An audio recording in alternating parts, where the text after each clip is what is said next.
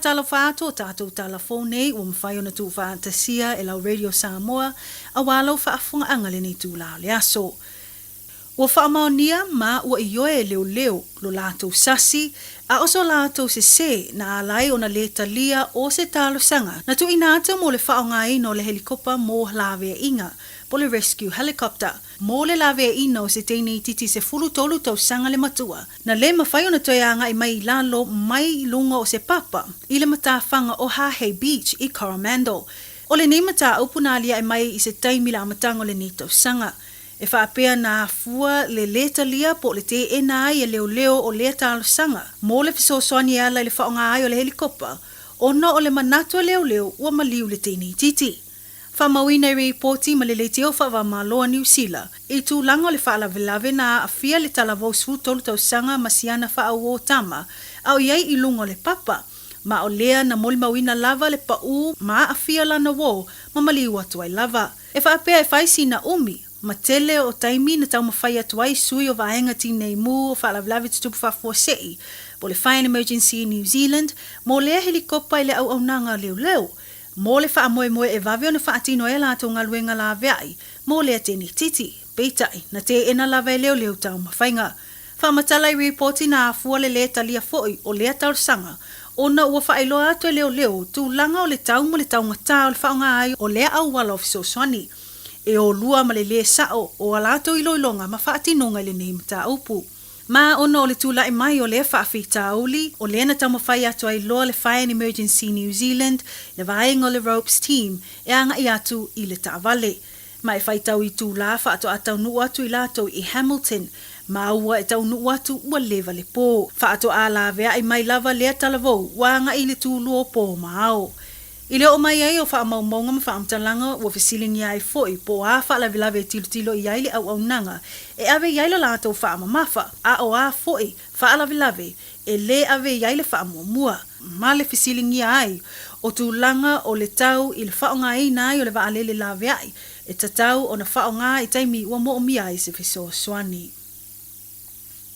Ua amata whaasolo nei se sa ilinga tele malo le malo i nisi o tangata ua whaia ngai o ingo le tawhana inai o ni tangata se to olua i whaitu o Southland i le nei vai aso. I reporti mai le staff o loo whaamawina ai po le lata le tūlai valu i le awhiawhio le aso lulu na wala aua tuai vaenga o whaalawelawe tutupu whafuasei po le emergency services i le whaitu o Apirama Street i Goa ina ua whaalongo ina le papa o whana. Ta ua na watu whaanatinati la ua wa fia ili whale mai motonga fitinga. Ma ua o le tasi o lo i se tūlanga onga manuanga, a o le isi e leo i se tūlanga tinga ina. Whamauina i reporti na sosola SAA na whaatino ina ia whainga whaalea lofa ma le soli tūla whono tele, a o le itau nua atu leo i le nofuanga na tupua i le whaalavilave. Ua whaamanino mai le tai leo a siasi Inspector Mike Bowman o loo whaawau sa ililinga mai iloilonga le mta upu ma o talo sanga ina fo ile mamalu lau tele o ai lava si la fia ni whaamtalanga ina ia whaafso ta iwave atu lo lato o fisa. Inisi o tala, ua whaaleo ngā ina neia se whaamsino au kilani. Le whaamsino ngā whaitu mā lo manukau i unga le whainga pā lo talpi tonu o Tarapapa Toetoe. Ina ua whaamaonia tu ua inga na whaaulua atu i ngaio inga tau whaasese i le whai o le pālota mō le api i tonu. I tau o lumanga o le whaamsinonga na whaamanino ai e le whaamsino, ua whai lava sina tele o whaamaumaunga e le o ngā tusa, ma whaamaumaunga i tangata pālota ma le tele o vaenga ua maitauina o lo ese ai i ai tū. E peo na tā ua se li polo fesa le Universite o Otago, Andrew Geddes, o se mata upu o maitauina le tele, ma ua tauau ina whesilingi ai le tonu o le whaatinunga o whainga pālota a o Tarapapa Toetoe.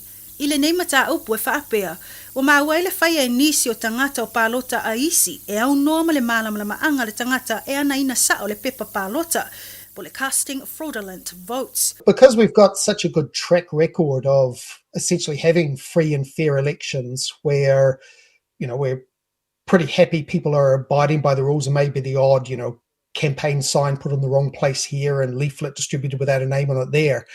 But the sort of things that appear to have happened in this election where you've got people who, in essence, are casting fraudulent votes, we haven't really seen that happen in New Zealand on any sort of scale. And of course, that sort of behaviour really does call into question the fundamental trustworthiness of election results. So once you see it happening, then it's not a great way to be thinking about elections where you're constantly worried, is the result actually the proper result of what people want? O le isi fe ese inga na maua, ile numero tangata na whaatino alang palota, whaatusa atu le I tangata o loo no nofo mau I te tono le I tu malo, pole lola palota. What we also know is that there was a suspicious uptick in voting in that particular election, where about 4,000 more people cast their votes in that particular local board election than at the last election. So a whole lot more votes got cast in a situation where across the rest of Auckland, there were fewer votes cast. So the amalgam of, we know there were some fraudulent votes cast, plus there were a whole lot more other votes put in, which we don't know whether they were fraudulent or not, but the sheer number of extra votes makes you wonder, well, what on earth was going on? All of that raises such suspicions about what actually occurred that the judge who was looking at the election said, this just can't be trusted. Ma ono le whaafitauli, le watu ina mai ai le whaiunga le whaamsinonga, wa poloa ia ai fo I le toe whaia o se isi whai ngā palota fou, mo lea pito nuu. I ripoti o le wa whaatulanga o le masino a Perila, ilo na aso iwa le tausanga fou lua o lua ono, e te tau o na whaamae aina ma whaamautu uma, tūlanga o le whai ngā palota, ma wa mai a foi le whai ngā palota. Mai tala mulmuli, wala lata mai aso fia, o whai ngā malolonga ma le whaamnatuina o le kerisimasi ina yaso o iluma, a o lewa whaamawina le maua ai e whanawiti, o I lātou o ngase o le whale mai e whanau le Starship Children's Hospital, le awa noa e lātou te whaatonu-tonuina ai o mōli emo I le whale tele le taulanga, po le Sky City Tower. O le taimilo na lua lea wa whaatino ai e whanau le vaenga tāua, e peona mai moina e le toatele le nei vaitau, le fe I lafi o mōli kerisimasi. Tā ua o le nei fuafuanga ua whaia lea ina ia maua e whanawiti o loo whiangai ma ngase le fia, ai mai se lava le whiangai ma tōng fitinga au iai le whale mai I le nei vaitau o le tausanga. Whaalia le whaaululunga o le Starship Foundation, Chief Executive Joe Simon, o tau mawhainga lava ina ia maua e nei whanau, le awa noa e whaatino ai ni ngā yoinga e le masani iai, e pātipati ai fo I le nei kerisimasi, ai meise le amane I atu ai o I lātou, au whiangai ma ngase. I le tua atu ai la o lea matawha I oi whanau, tā ua o lo au fiai foi, se tau vanga o le whaamatango fia ino o poto whale mai, ma le whai mea lo whanto le silia ma le lua o mea taalo mō whanawiti, ma le whai ai o se porkalame whaalawi loa o le Foundation's Empty Chair Campaign. O se vaenga o lo whaalawi loa atu ai le tele o whanau, e leo mawhai o na awai maainga I le nei vaitau o le kerisimasi. Tato telefona o tu whaatasia e lau Radio Samoa mo lau whaafunga angale nei tu lau le aso, whaafetai whaafunga mai, tō whaasefua. Radio Samoa. Taslima Iva Tolu. Amo.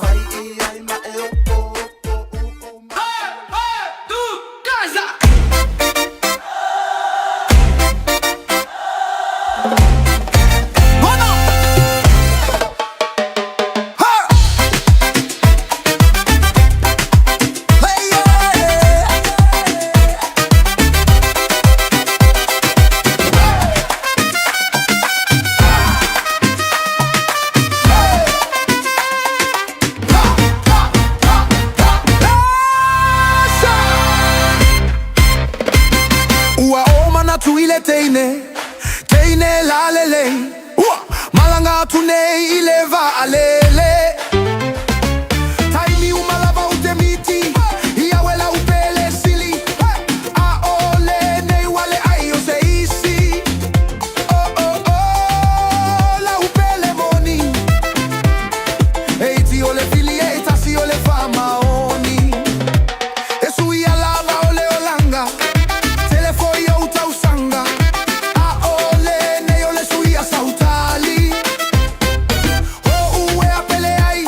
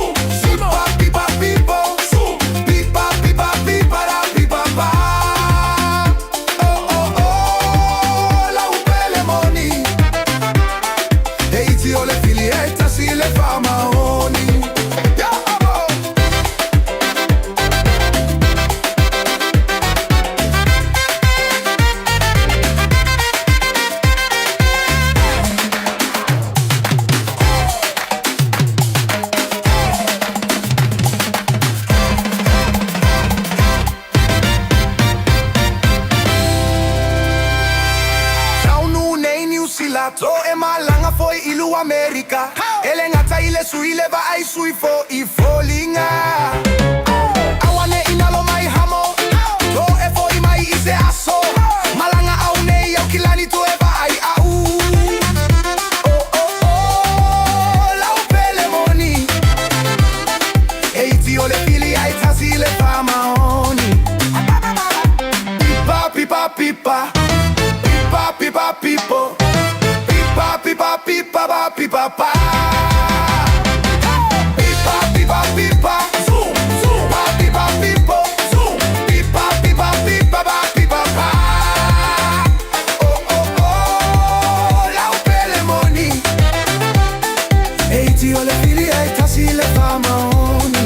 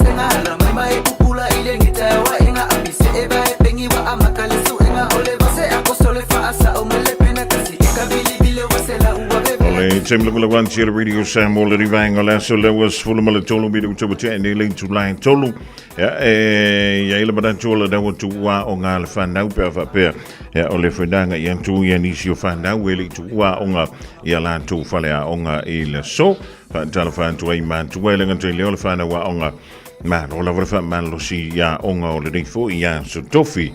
I pay on out was a team was sola or Lewa Mawala Tanto Filo Inga.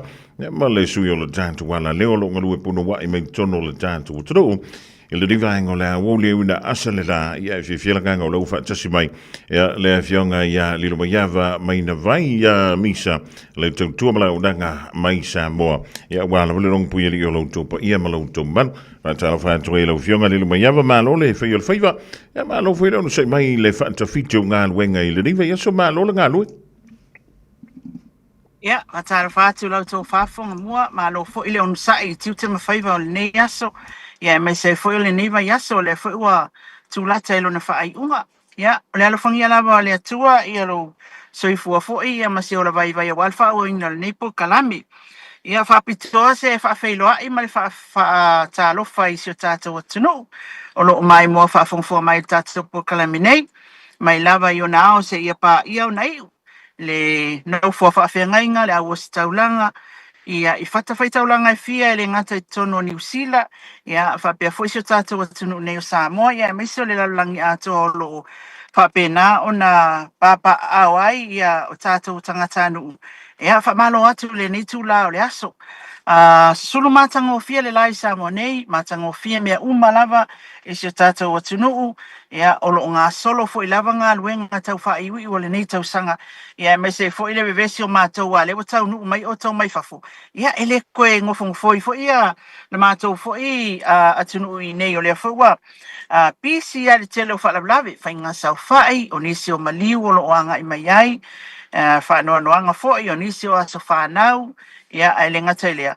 Ia o le whai ngā whaataunga mo Christmas. Tala i tua o tupe anai whanau sa wha putu mai tausanga atoa. Ia, o se poloketi a mātua mai le tausanga atoa sa wha putu seleni ai. Ia, o lea lai vesi ia, kumu le Bluebird, kumu le SMI, kumu ile tele o tangata e anga i mai o le tātou atunu. Whainga whaataunga a wā maota malawa se tātou atunu, ma wha moinga. O caterers, wa makua kele a me, o full book isi tangata ia e whaia ia tūlanga ngai kako catering. Ia ona o whai poiponga, aso whanau, alu whakasi mamaliu, ala koe i masao whai.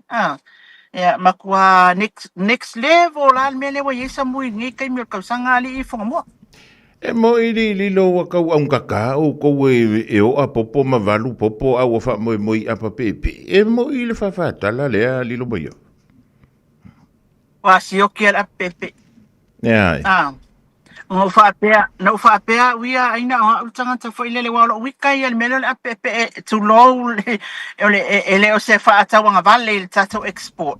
Ai o le fie o te paua o te le fie a pepe. O te mana o wia. Ile sua le popo ma le pepe e mana ia le fata avalu mai nei matatau. Wa lua nei vai aso. O te alu atu wa pe wa te alfitu la fiafi. Watu wai. Wata fia mana o se koko alaisa. Al tu langa la le ia ilu funga mua. Wa ufiu e su se a pepe. E moni lau tala. Sioki le a pepe. Iyo o inae tau mai ai. Lono winga le whakau fo ia mākou no fo sa mui nei le a pepe. O longo winga o kau sioki le popo kau reingi kauanga kakau ingi uari. Ia, o le tūlanga fo ilele, vai, o le fia pele e mapu fo ingai ka maiki wale la vao e whai popo. Ngala e whai ki o mai, e loa fo ingai ka maiki a ka whao, le wo maiki si mats. O le fia o ka maiki e whai le velo Ma o mea whapena wai umana taimi tu ua loa onga whamai. Alu kai mangi popo mea kwa o loo kulo whawhanga mea tata watinu. Ma popo mea ai. Kai mingi e whai a koe whamai. Sorry. Re whai le lafo i oli. Ke fiaru ke lafo ai. Mesa ulua ka lali ma sa ke lafo ai. You know? E fia tapa whao whai mātou ali i whonga mua. O te lo le mea nā lewa lai o nā. Ele o nge tātou le popo. Maua popo i o tātou whanua, ia, ma le tūlanga whapena. O le tūlanga leo te iloa ai wa mafua, ia, o na o taimi o nei tangata le au whai popo. Le whapea la e whai popo ar kausanga a koe, e langona fo e whai popo i le fia ka whao wa mori. E lo vo le popo hori te. Ai, ia langa o mako. E lo vo le popo hori te. O le mele kupu ia mako riri. E ele asonga whai, ele mako whaatau mai ei nei popo fui e whai e ia le kuka. O le mele au kupu kasi lua koru wha popo o umangkapi. Ai sa warka ma foi le lua wha le kong. Ia e kuri e kuru whaloloa. Ia waka pungi le whalolo. Wape, le aila o le karia kwa kore a pepe. Ai pi e fau laka whaalonga foi le ta whaalonga o tuida. Wa makankar kalangor ka ko kungu le meka ora apepe o ko fa pele ai wa le fuangi ka ko ngiui I ka ko popo ai pe ne sa no le mai e makuale kampel apepe ile pepe o le foka o mangianga valu le popo ka ka mailo au mailo wala ke va ia kula e ke lo le popo lai o lai ile o mo le popo ile o mangongi foi le se iva tu fa funga ngala tu e tsela fia e famua Talo sia o fai le mule kala ma ko ingei. Ale fa ka mo se apa pepe. Pe a fai le fai sa. Ai fa pe mai kamala le faiava. Ai, se o kali le mu. Wa fai ese matua taus. Karo fai. Fa mai Alo whanau me sa pepe whamai ka ingo Ia mo tangata matutua. Ele karia kamanga la pepe mai whapea ko. O le kingo fui sa mo whamai ki whau ngā la pepe. No karia kamanga. Ringa ngai whapea me ilo makumako inga mangapel wa whapea. Ka ingo Ngā ai anga saule lako inga o langa mea le musu e are whai mai popo whairis. Whai no mare o ke lo makua Nga whaia koe whiri wha leiko kofinga e maingi koe ngā kofinga wha pengi. Awa ka ko Ole ainga ngele masangi ngi apa pepe. Ele Mau se lama ya ka mai popo Iyo, mau ama. ele se ainga fai apa pe ole ainga lengi yang ar far popo. Ole ainga ngi sa fai le sa ni maka ya so ya. Ole nga you know ole poi ngala ole tala na wa menga ka maku. Iyo. Awai eke so ku malau skaili le afa ngele. Ole e fia fai au me lunga le internet mam le mga pengale ke fia ngofo ko ngole poko e fa mai. Alo sali popo pua ala le koi o pa mole alo yoi. Wa nga ma fau nga makwa e se ma fau ka ko le we ke ningi. Iyo. Me la nga le fa ko fa pe le fa ka le pe o le ngai samu fa le mula la no pe wa fa yese makwa ka si bo se lo makwa mas ko inga le ko ai en ke fa pe ang isa ka ingo nga e lo ai sa ko ai nga mga pepe. Ya, na ona tanto toi. Ai le ngor swinga na le we i tanto ona wa amanta na pisi tanto ina. Antonu o le sao o le teknolosi fa ne ona po le wa mo mi ai le fa alu umi o le tanto te minisio ngā luenga ma fe au. Ia sa le mas ya ona fa uma ya sola. Ia wa o le to te le o le awali e feo i ma faila ya sola i le taulanga li lu mai. Ia e mati mai ngā i le nupi fa ngā i le fale o le malo. Ai lua i kula e ke whenua i le vale ai ngofo mafua e re a ko se rima mingu ke saua i mai nai le nupifa e anu whare le malo e oso mare sin chopeng e koe fo iu au kamanga e ku ole official card se funu ai koe fo i kur kan fa le fif Ai mai se ara kaiminge ya. Mai se ara kaiminge. Anga usu mai ka fa mai boss. Ia. O le la u e sia u sa me ala fia fai o nupifa. Na o fanga sa entai ko ya nge sia. Fi le boss. Pa per boss. Asonya le ka o nga kong ka sa nga la ko i ko sa. Me la wai Iyo. E o ko yen o kaiminge o le fanga le wa. Wala malama fai unga benga ni fonga mo yo masangi wa sai nge ya ola skai fonga le sai skai nge ya pa wale me no mai tawina ole au u failanga o ke fai ke rongo fia wa le so ferwa ai vai muri vai ma kwa pe fua ia nga wa ku le ngai ke nge voi e muri vai mu ma ila ko ye ka valila ko ala faulang mu ia ma fa se so lo ima fa wala wari ngai fe wa ima la ko failanga kalo sia ia o le ko ke le wo mai ngi ma ko ke le wo ia skari wo fa ki ke minge nga me nga ia ka ko o le au vai mu nga o mai nga ma kwa vai ala ko pe pa ka manga le fe wa fua kaulanga le so anko anga mau ale abango kama sea e vai la le fa solonga o pepa kama e fai ya li ua ko au vai mumunga yo mai io o le swing o le langa li funga mua si la ia no tata watunu te le o le swinga mai na taimi i nei ona po Ina me whenga ngal whiriki a whapero lima ea ewa aia kununga o ke mai lau kupe nunga o le screen ne ki kiro a waso ia o ke alaku nga vili i o isi o mako a inga o le whalaulawe le whai e sa miki are ia o koe inga masawari so le kau e le isa me whenga na se taxi e le aisa me whapenga e la ia al mea lawa ingi kako sorry Eke kure taxi eke fari wako le taxi a ka vale foi le un ma ko ka vale nga kai kama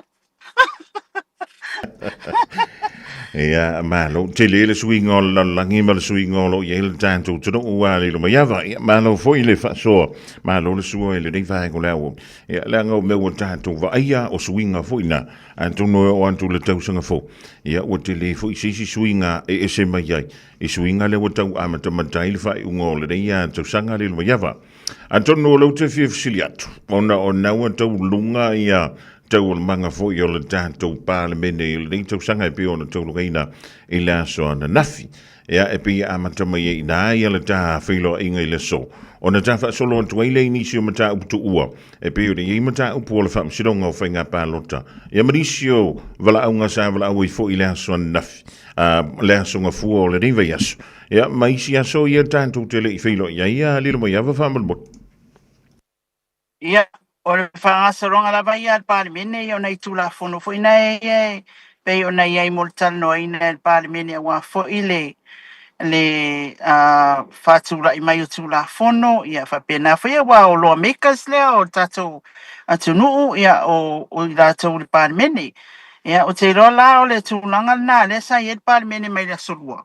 Ia, ne pei o na whamai ai anafi ia, ma languna ina fo ia le saunoanga whai o le tātou ale fionga le pan mil sunga la le mali toa e tu sai fo yo ni fo tau sanga ia o mai a ia ma fa uma fo ia wa fo ngan we ngan pan mene ia o fo me nga kupo kama i pan mene ia wa nana e mai mo mai ia fonga mo ia o me la vai tono pan mene ia ma fa ngala va kama le se me ia ile ia se mana ma anga se su ka ko ai o le tawa ia mana ma manino le tata o tunu i le whaangasoronga le wa iai.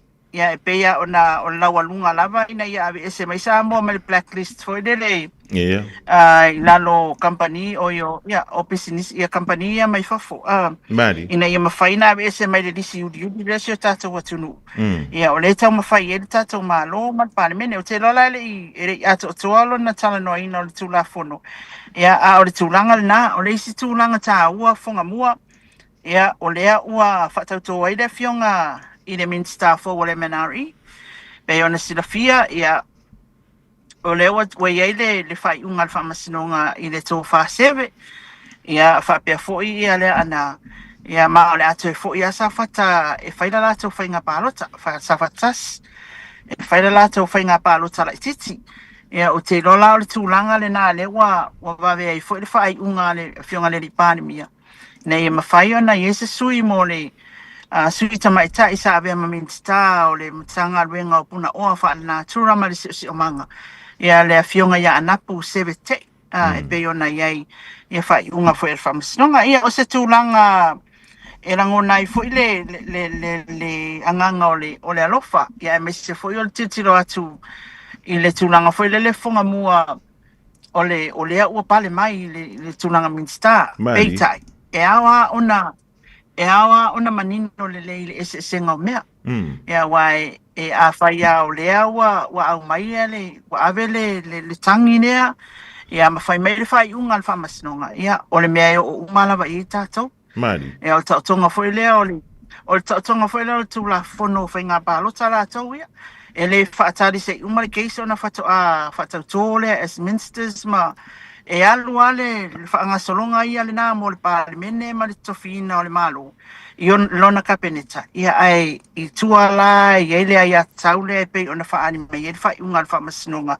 Ia i le court of o le i whamasinonga o whainga pālota po le electoral court. Ia o nisi nā tūlanga le palimene. Ia o nā o mai lole le tale. E ulang e koi inga o kuira e pasone mare kuri fo i whafole luasu whai tūla. O tere i malama ien. O tere manino iai. Ai o te ira o no fo mai le officer. Ai o vai e kuloa apri ale kero stories i le. I le whamalo lo mai fo ia ma whaasala le fionga le tai o le tuangai. E whapenana whamalo lo ai mo lusu whai tūla whaasala lusu whai tūla. E na le mea maali e li fonga mua. O tere i ropo e sao. Ai e ine mena uwa ai atu iai. O whapea mai tai au na soai. O toe tu muli foi tu e pa ona o atu le ia tolu su fai tu la o tele ilo na pe moi pe o ia e foi na ele fata we mu yo tato ta i mal fai unga palimene a pe e anga ma ali e lo tama la taba ai atu foi i le tu langa o tupu mai i le ia tato ta foi ia o me lava ia matupunga o tu la fon tu ma o le mauta. Ia a whai lava ora si fia fo fetala i o tūranga lea ia ele ke ia fo istui a wa kusale le discassa ire ia ol mena le na ua foi ole ufata umana tuli fa fotule a wa ia kule e mai ina po kala mele fai mai ma aka mai ia o ba ila auto i e se ale manatu i le isitu e se foi le langona as a politician in easy to ol tūlanga na i tūpunga o tato palimene na iei nei vai asoli fonga mua. ma lo fa tai ya tonu le a wan tu le lua fe lualim ya maniona tulanga le lei mri tulanga fa le lei fo ile tulanga pe ona ya tanto me fai ia le tulanga tau polokiki ai tanto talila le fainga palo tale titina le tu malo sa fatatas ya antono se so le ma mino le tau sa fo ole a sa no me ia pe me foi se tu singa le fionga le fo tala ile bot pole antono le so le alma sina le lava ti do ile tanto palo ta le titina mo le tu malo ja, no, maar je lele ta fa so ile di vango la wo li ali le mai ile mata upu ya antonu ele o to ye se sile o sile fia le tulanga le pa le mele ne pa mai ya se fa mtalang o lena tu mai le mata upu le vai solidi e to e vala awinai ona na o le tasile moli maule sa fa pe ona awi atu ile dava ya so o to na yatu ya o lela na mai tawatu pe uma o la so e an file da to e vala awinai le mol fa msidonga le mata upu le pe a li le mai Ia, sao e moni. O le whate ia mātou. Ia, wapa u mai le whaai unga le whamasinonga le. A fiafio la soloro. Ia. Ele ia fiafitele. Pe ia ele umanga le benga o le whaasolonga le benga le auli. Pai ai o le auli tu tonu le la. Pe la kalaka por kasi le rua. Pe ia, istem whapena. Ia. Ai pa u mai le whaai unga le whamasinonga. E toe tau au fia le whamasinonga ile e toe papena ona abatu moli mauia e lua ina ia mafai o moli mauia e ia ilona so o tanga ile moli mau to tasile na o atu ia o ila uaia tau ona whamatala ina le mea tupu e tu sai o le whamatalanga le moli mau leo ale male na o atu na o ia ale na o atu mai le ono sifu mon tupu moli mau fo ia na le o atu le mata upu le a fale ali tas le va o toe lupe o le tātou sui pāle mia, ia ma le tō whātu i roma Lancelo Tara Meko. O le tūlanga la lewa iai a li whonga mua. O la sa tofi, ia o lea wa o atu i fwoi whamasinonga. Ia peta, i le i o atu a mo le maui atu o lua, mo le maui e ia ma lili no fo vaenga, o vaenga, ia ma faa ngutale tia seu e po i ere sa o ngali suafa. Ia, o le tu malo le fale ali tas o la uaia sa mania el famasinonga ia o atu faia la mo mag itu san taupu pe ta ia le o atu ia o le la wa mai el fai unga famasinonga ia o tau lo la ia ona nga i lo leo ina ia mafai ona sai mai o le rest o le upa sa mo le la u lo ile Pasa mo ingo le arresto le sai mai. Sai mai le tangata le. Le wa vela le fai unga malo se fa masinonga. Sai mai mo mau ia to lua. Fai la o le fa lilo mai avo e sanwa. Fai la po le ale taimia o le ale so sai mai ila o po mo mau ia to lua. O a fela e toi fofonga ele mata pule lu mo fa masinonga wa le unta fiel taimini. Yeah, power for you pulling a me from a sinonga fapia. The matter to be called once the witnesses are brought before the court by police. Pai mai, e to e wala aule mata upu, i le taimi lava, e o atu ai leo, mai la ua ia to olua i luma o le wha masinonga. Lono winga la, o le taimi tonu ana te wala aue mta upu. Ai o le tūlanga na sa abatu foile langona o le sunga le lilo i o lo tūla i mole tua tui loma ia le sunga ia Alex Sua ia mawhapea atu o le sa ia longo ina ia tui loma e tu sai fo o ia le so ta inga i mole mag peita sa longo e Alex ia tui loma ina ia o atu mole mau ia to olua o le ewa mana o mia e le whamasinonga ia ai pei whama o lea mai le tala le whapea it was informed by Tuloma late night. Kusanga kuaya nga whaka inform aku late night. O kai au ang ngafi le teo laulanga alfa masinonga. Te wala awan tapu alfa masinonga. Pato alongo atu ai Tuloma lo ia. Whape atu ia wale mawhaiona ia maua ia. Ia mole mau ia e to lua. So o atu lo ana nafi. Ioi. O atu lo ana nafi. Ia whai mai lo alfa masinonga. O la leo e arrest. Arrest mai le to lua lea. So le kaimia lai maua ia leo. Ma au mai luma le whamasinonga. E toi wala awa i lo inani mtau.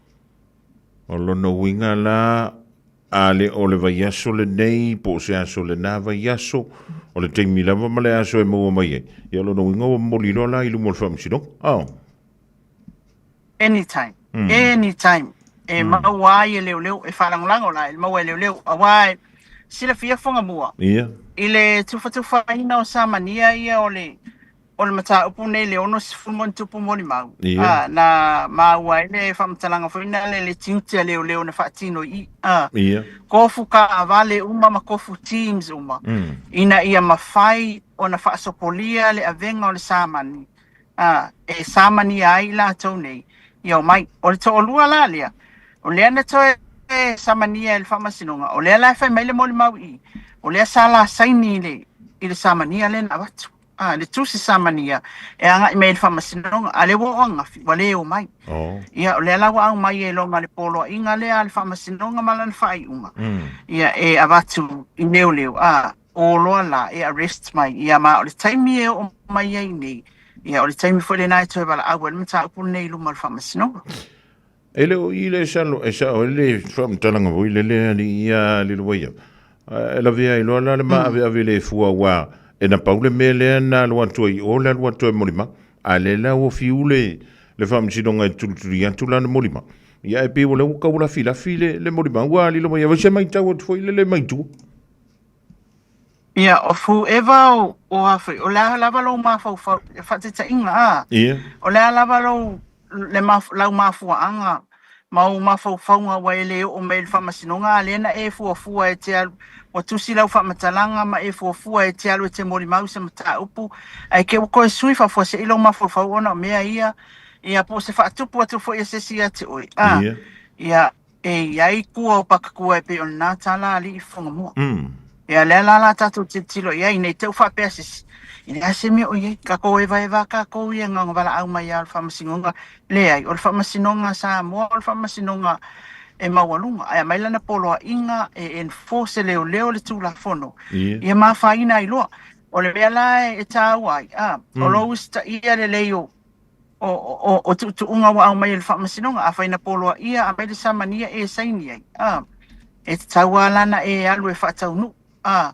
ia a fa yo le tulanga le ia o le ala o fa masinonga le isi i tu vai o lana whaai unga e tu sai o le malosi anga o le fa masinonga na te whaatino ai i tu langa mata upa whapea whonga mo Malo fa tai ia lilo maiava ia antonu e tanto e whaia le tala fuile e le te le sa mo a o le au ke manga kua se kasi o pangka le ngalu i ku le o mai ni masalu wa over se furu tau sanga lilo maiava o le lava tau sa i le po fele me nga le ilo ai le nga pangka ia e po fe fuisi antonu o lo le lo apo ngai sa mo ngai fiwa kausu ia e talo si ia vavenga maua o le winga la famtalanga ia vave ona fa mai ala matau ai ka ko me i sila sanga li ia wa le wata so umia ia ia mai ne te fa pe ia i se si ai e onge ai kia pe onge metotia le fa masinonga ilana fa tonga lea e fa ese me se tangata le usta ia le poro inga fa masinonga le ai o le tulanga tonu ale na e tau ona atato utangia e tau na yele upuna utangia a fai o ele tama le tula fono si o so le fia le moli mau fa ka inga o me ngi ale ke fai foi e se fa le au nga ile mata o le ai le ai ese ala le vai liunga ke ala ko ese foi le sila fia ma le loa il fa masinonga tu sai o le ala o mea ua le savalia ma le taunu e ai foi le isi tūlanga e ono anga i mei le whamasinonga. Ma e a apa le whamasinonga i le tūla fono e whaaka vale ai oi. Ia na e a whaina tele a ia lea. Ona le anga i lole o lau kisimasi. Awa a whaapea nei la o le la e arrest mai i le vai tauna kisimasi. Ia lona winga o le a tau fia le whai kisimasi le whai kausanga whaulu la tau ai. Ona o le awa ua iei le tūlanga lea i le whamasinonga taltaloi. O le po ua tupu mapapala. E la ititia si matau. E tūla iai ina ia mawhaia na ia peta ia olo o iai fo ia lau mei tua e tātou te leo mai lo atu. Na o le whamasinonga o lai sila fia whangamua. Malama mamangingo le whamasinonga ni te uwha peses e ke kami aku whamai. Mai le ai o kere i whese me whapenga e le o malama le ma elsi jaima whamasino lai tai o le ai. E makua i malama ua fia criminal te interview e laka ngaka masu e sui. Ua matua i pasi mai kua i ngā whesiti.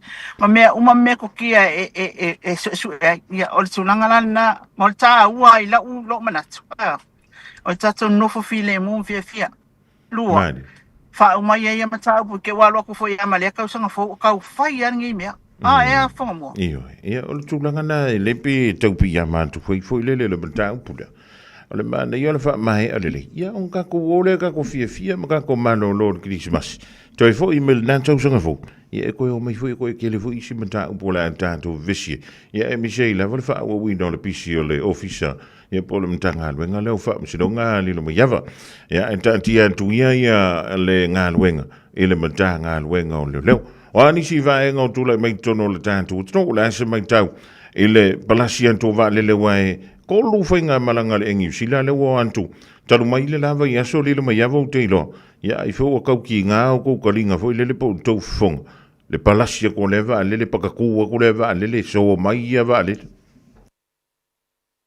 ele le ia la va enga ia pia a ma tole ia na mai se la ke va yo fa ke mo ia wa makua a nga se ele va le ke fa no ku pe yo le lu le mafu e foi le ma e pa fa kidi ia e moni e ia foi le langona ile you know the atmosphere ile excitement feeling le atmosphere ka ko ngu vai tau ne le tilo pisi o ka avale sa wa yangi ki o malava le faleol ia o taifo i nei taulanga o ka ele la kiki o le tele ana ia mantua fo yo tato tupe mawale le mawalunga mari o le tupe palasi mai o tato lava turisi o tato tangata malanga mai o turisi ana tato watunu afifio mai ia malanga mai fo ia wafa moi nga o ainga i fai poiponga i sao fai awa kaimi fo ngeli fonga mo fai nga sao fai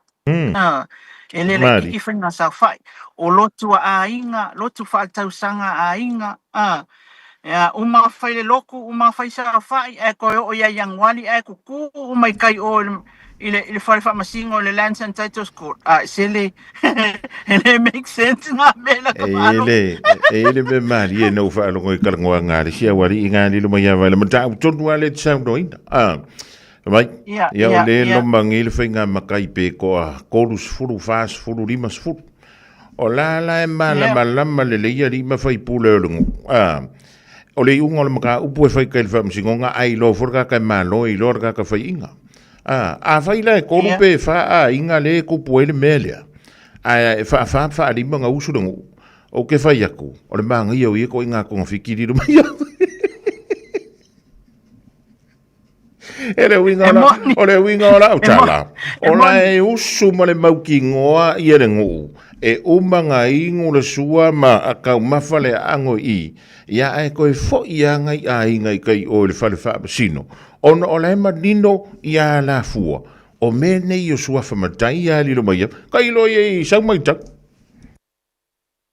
ola afale winga na ola utala umangenga avele lua afe mal konga kelea al matai more than 60,000 le mea e kufa kasi e makai ala fai pe umanga e fa le fai fe na fa pa ia ina no fo o le la unga na fa pa ia wa e uma fa pa ia fe fa mai langa fa pa ia ko fa ia o le la unga na la unga mai inofo ia o le sau fa inga tapa o le fio a fa ingi malo le ku malo o nga o le afio anga ko pe afai o se ali i taua le swafa mari anga uma ai o ya yang wali fa mai la le wa mai le sa vali le karo sanga la le wa ba ko ka o fiengo fo ongo sfulu yang fa alanga piko mai luma le mele o sa fa inga alia marka po inga le ma le usule nga uswa ia le aula ia le ko mori el ka pu kai Ia, o le ula la lia. O ke whaingonga ia ui o masta, o Ei. whamakua masta. Ia wa ele o O le fai masta mai se kula fongo i ke solia kula fongo i lo walu e kali le alofa. Ai uma e koe alo e moli me. Ole mea mali. Sa oi mo sisi, o masta A1. Kusa la fa pea la fa anofo la sa fa ia di fonga mua. Ia. Ona olo leo a inga ona olo leo a inga e lua i tu ia wa famasino. Ia. O a inga ia na lato providing a kupe mo le nu. Au kanga kaya nga kalia le mea lea. E leo a fa ina i le famasino nga lea. Usa le foko aku koe kapua ia wa mako o mai o feo o iei le tofa. Olo o iei maota malao a so ala pule ai le ainga. O ngā mea uma, ale mafu anga. Ia, o lea, tiro e tāpu wai. Ia, o kusala le wa umanga pangakia i sao fai. Ia. Ai koe o mai i wa awe yanga i kangakai yanga makai uma al famasingonga. Makuhale ai ase mea kama seia o whainga koe. Ole makua mari. Ole makua mari ia wa silsila foi le ia le mea. Se foi le koe ngā porke ke fai i le kuranga le. Awa a sau fa i mai ngei masau le launga o le ngei malanga se pasi mai au le langi au o i kuru inga lo. Ai ele ka kaunga ngofole li inga swafanga. Wa vai ele amna. O le paki male a menge male fa afekai le nga fai le kemi. Nga fai ele sa fa. Ola. Se o ke fai ya kusole e muli nga foi le oli nga ngi foli ri ya le ruia. Ala ngai vai la e pela na e fai mai si i lunga le langi si i fia. Sa o le. Nga mai al fai unga fa masingo nga wifi makai nga fai mai. Ia o le ava noa le nei, a tonu fo i le o lo tau taimi le nei, a opu, whanga nei. Ne winga, le makua, more than, e sao whaina o iai, more than 60 grand. Nga whai ei. Ia. Nga whai ei. Le au ngā u mangofo. Le au ngā u mangofo. For only one thing. O lono winga wo la whauli le mai ava. O lesi lea vaenga taua. O le tātou tūmalanga nu. E tauna vā ili masila sila lo loto iai o tātou a ingaia o le anta pena nofo. A waele ngā kai ngā umanga e sao whai a vatu wha munianga whai e aku e suafa. A ia e manatua. E iei kua kua mea. Longa winga ka ngā alula research maripiko i kua maka upu. I hafka e sa weile a whaila ungo fōri le mai afa. E kau whio lolo si ngā kau mawhai aku. Vai, o iai a sau fofuanga i fia whaingia ungo fō. Vai, a lua i lalo le ka ele o le ipu. Nera whaku sao ala kalanga. A lua i ka ele o le ipu. O ai lava le sui whamai. E rufo lima kausanga. Ale la mga oya alwe ka ofi makaya ole ngofo kulisa ole ngade ai. Ole suli. Ta ua le upuna ole suli. Wa yelo na ya tau. E tau fi ai. Ole menga ale ngofo kwa alwe. Po o ai e fa mai. Se kaulongo nga ka mai ki ole ngofo kanga ka pule awal fire kalanga ka mi. Awala bane fire talana. O ai ale suli o fe no foi longo. Ia mautinoa e mautu le leia ufa maunga na longo. Mari. Ia lua, awange iei se kapa se puar kula fongo nga le wai ai. Awane iei se tapa le ipu. Ia. Ene isau kangakala i o. Mari. Awa kasi nga me ave iluma e whamasinonga. O isi nga me abatu i tangata. O la wai kula fongo e sanko e kapa ngipu. Ia malona tolu lola. A ole i whai anofu. E iei mea na uwa ai o tupu. Ia. Tulanga foi le fai mai. Fa sala la mo ngofu. O kula fongo nga fa sala mo ngofu. Ya a fai la ia inga wa fa sala o no fo mai ne wa mapo le tatu fa ai unga. Ya wa tatu sa uni fai la me ka fa sala wa fu. Ai ka wa ka yang wa a fa ko oi le ai. O le suli le yang wa ai. A le ka fi mai makai. Ia. E la me fa pena e o tu lai kai. E fai ku loia ia tala le Ia sa mai ana mako kusi pe mo se mako kalangwanga nga lele ele I whasara la ua mai ngofu, ai mau ka ngofi, ai mau ke manga e soala pule mua, ai whameto masinonga. Ele ma whainga ka o fia before, ua whai ngofu, o nga ele I eise ngā luenga ua whaia. Se I wanga ngā ua whai no. Ioi. Ole mea la e whike e ngā, I whainga le no ka mawhauwhau. Ole nga ka sanga mai, ia soala pule mua, nga whai ere o ngofu inga ia, le leile vā lea ma whamalam la mai. Le whai mai whamasinonga ia, whaasala lau, ia e ngai sia inga fa mai awal fasala wa roi ku pele wa mapor ka ko ngofo inga so ela le mera nga lo ke fa long long kai fa mai ol fasala nga it's an option elo se kula fo ngofo ne e o sa pa ol option nga e o ka ka fa e ave ela to fasala nga matai e tu no fa e tawa na mala mala ine le awana ine ye voi da ela tu langa ne tu langa fa ne le ole umanga lor kamau a inga ke Mari wai lunga Facebook o waka mau mamakua I maa ngai alau sa whai mani I ngunga o lau awa. E koe kukui kai o ya January po February. Ina ia mawhai. O na whai ia le ia tari atu I tāru sanga ia wa avatu. Moni a au whonga mua. O le waitau le nei o sa whai. Ma o le waitau pore nei. E tau na tātou mata ali ai mea uma. O le tangata ia malana ia suenga. E te tauna e malama I tu umo le mga mea la e alu e whai. Awe ke alu e whai whai lele o na lo whai mai.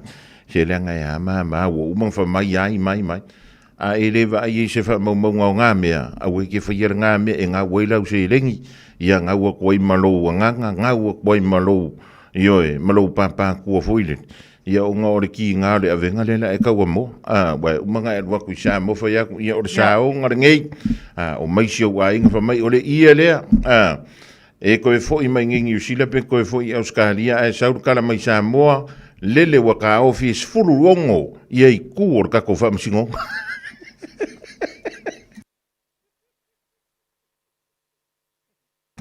He lea ngā o masta me whaia me ia li lo mai ave kongor ka kōku. Kālo sia, ia o kura kausanga fō. Wa kau whai ki ango mela o le au wha makua masta ia whaia ngā mea. Ia wai, o le meo ka whakoi. E le kai ia a whiaka mai ia kura fō.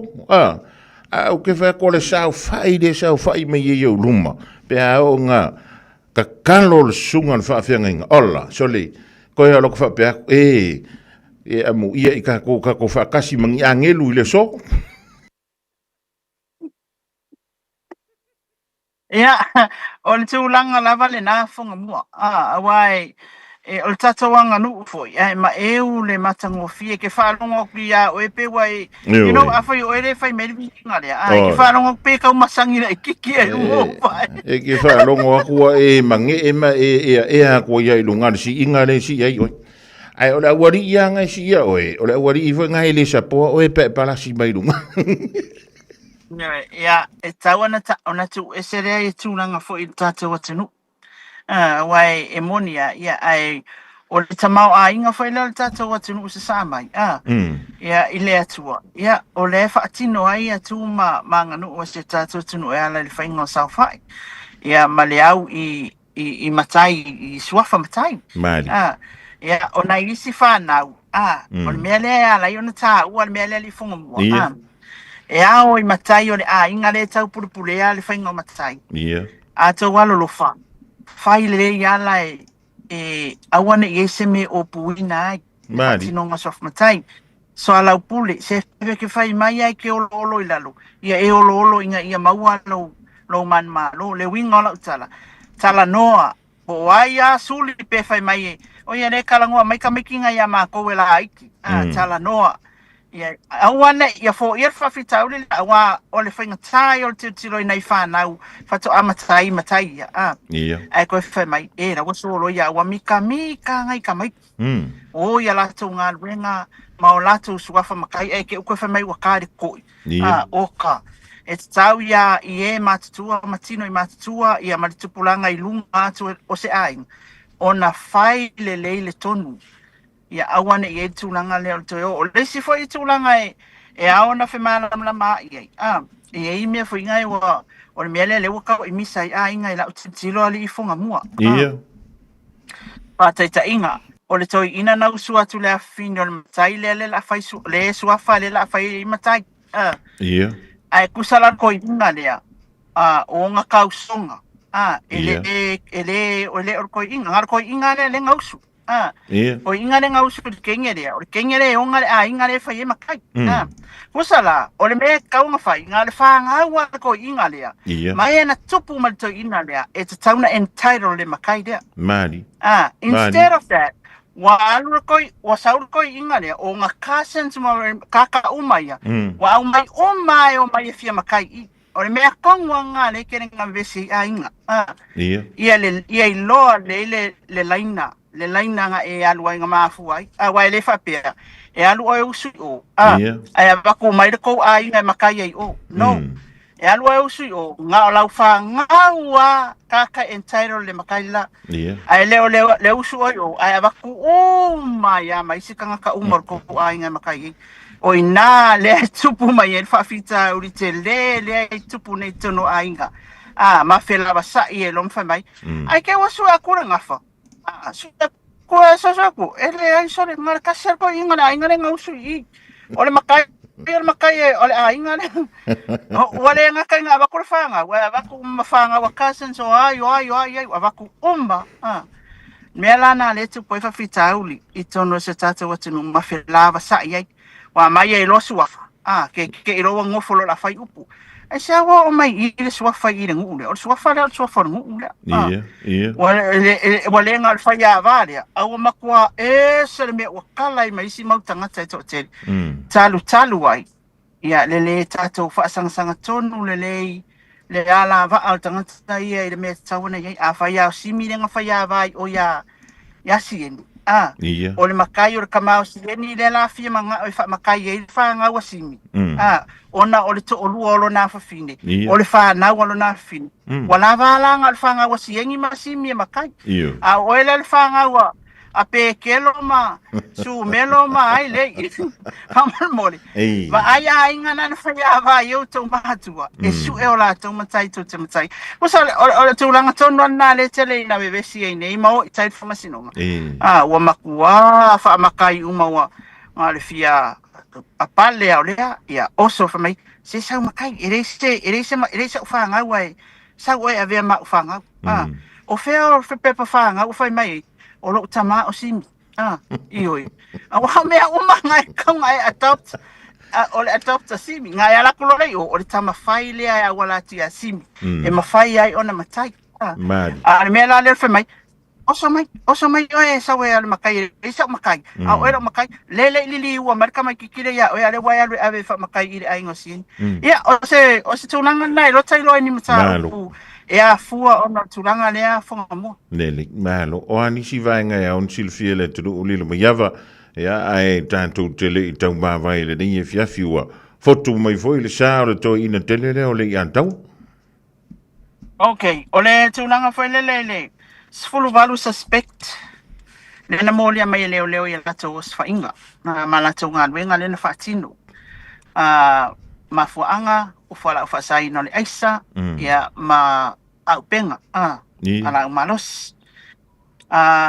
o mata upu umana le na mai le press conference leo ma le custom I raid leo na o ya ole ola kamaling sa mai America Samoa nga mai longa antawea si tu lowa ia drugs ya o ngarwenga umana ole lua faya o nga ia o molia male tangata le quarantine there as a quarantine worker ya lewa molia e ono miliona le estimation o le fatu sanga leo equivalent o fuala au fasainga le malonga kau te fa ku it's on tata watunu o se tulanga ele o malo leo fonga mo 2 weeks ele o malo leo foriga mai lilo mai ava ua sa saufa a filfa mai le vai te bile nei so le yeah wa it's not like I mean wale vanga ya wale vanga nga on le melia ai pe o le wa ka koiloa o le fa ko ka so ia raid leo ia ile fa mantua foi ya o reida leo ia e pe ana sound ole fionga le li panemia ia wa issue ia le warrant fa au penga leo ia o tulanga masani ana i os fainga Mali. ia mga luenga leo en te fa pe se si nga o nga whakawhaka leo ia le team fa pikoa leo wa leva ona faile melia e issue ale warrants mai le minsta ia ole mtanga renga leo ina ia mafai na fa au penga mo sanga le mo leo au le tulanga le va ai pe le o mai ul fala ufasaina e mali le fonga mua mana tua foi wa fia tapo kala me o fai to tala le o fesilia le ke fesilia leo o a resources ko ke manga o mia a wa le fatinonga nga wenga nei wai lo manatu as a journalist a fai le root cause ole au mai ka ko pora sia ia ole awala mai pora sia i fala ufasaina e ka kaunga masingi fa o i faleolo masingi fa aka le regional airport masingi fa aka fangalii masingi fa aka le wafu makauku wafu event ale longa event kaunga masingi fa aka o na foi mea e ka kau o ngasia ki ka awaka ke ala ku i fangalii fa mai langa pai lake lai o mai ala ko fa foi le go through the process le ioi e ka nga yese fa penga lua e ka nga tilo i tai fa song Mari ia mau awa fai ka ko ke manga o kinga la le fa fika ulilia fai lo la me terminate ia o fai mai si tanga fa mai sole wale fe ka ka wa mai au mai sa o me like le kamalenga mau ai ia mai stanga tai na mawai orders ia ona e mafafa wana le lo lango na foi leli tulanga lo no winga ole mea lenga fai ai walai lo ele se fa aka siaki ai pero la ele okay ya alwe ke la kwele ke kaya mawa now e ka kaulanga kilo leleia ia ole awa mana ia fa tupu ale fionga le pan mia Mali ia ile una I fo i mtanga wenga o leo ai power army ia lava resources ia lava il tomai ia mawalunga atu le tomai o leo na ilo le tangata le fa ia so tula fono ina ia mafai ona tato tape ina le tulanga I fala fa ina fonga mo Malo fa tai ia lilo ia nei te wi si vanga tawe te fia o maia ia o fa fonga lo tu no tantu te le tau vai ole tamale na mawai le abta vale masina lupe ia le pusa mo ma aisa ia lewa wa tatala itua ia le sunga Taylor Victor Crichton ia lewa tatala itua po wa peo ia ina wa wale opose leo ia le tatala itua ia tulanga lava ia tu ina tu fa masinonga e fa tatale fo le so la wailan mtau masu e lunga al famasinonga ai Taylor tele petiti o Taylor ke le mano no esfia le foi lau sangyung ia kwa ni tata watunu yin tata e feilo ele fongo ja mo le tulanga fa tele le mo yava i le divanga le fiafi le tanto fa so ja wala vole longa puili il po ia manu le tanto tu wala tanto mai e tasi pe o e sa no tampo yantu le dava is fo ja e toi mo me inicia tanto tal sia na ni tala fia ia mani tala tatou te mawaile oli mali file mo ia e leo ngi kala ngi fa na lave mani fa fi tauli ole antele ile dava ia so asa ai o me no fina ngana ia taulunga ile tatou filo inga ile so ai manu ia tele la ngantu le fa ngole rive ia so mla ngale sa pa wale mea o ki fi manga o fonga mua I want to be a master A1 for a very big suffer. You know, a master A1 get a $5,000 and a picky a tonga. I saw le fonga mua. Yeah, ol tato por calamel nasa mo neitu la laso. Ya il fa moe ya family ina la mai mo fa fonga mai. Is a mata tananga fo I malito fa fonga mua. I must tato fa poponga le so fo le fo le tua. Manuia le weekend alofa mai a master A1 leo fonga mua. Ia I nevai tau o tau sanga ai ole nei taimi ia mai ava I Samoa fa taitele lava I lau mai moanga Samoa so fa seifua ma ia maruia le fionga ia lilo mai ava mai na vai misa pe ora e fa fuga tu iai ia ola na tau tuana mai Samoa mo oi mau mai tanto umai le vai ngola so Radio Samoa Taslima Ivatolu Amo